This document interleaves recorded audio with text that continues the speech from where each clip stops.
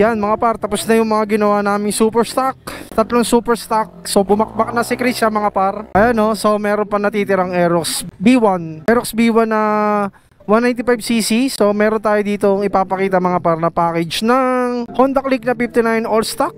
Ayan, budget is 10k. So ito yung mga kasama mga par. Ayan, kung makikita nyo 10k budget. So meron tayong CRP na block. Ayan mga par, 59mm. Tapos syempre ang kasama nyan is ayan, Honda Click na cams. Tapos meron din tayong injector na pitch bike. Tapos valve seal, syempre hindi mo mawawala yan. Tapos valve spring. Tapos cam gear. Ayan mga par. So syempre coolant. Kasama yan mga par dito sa Jeg na package na 10k.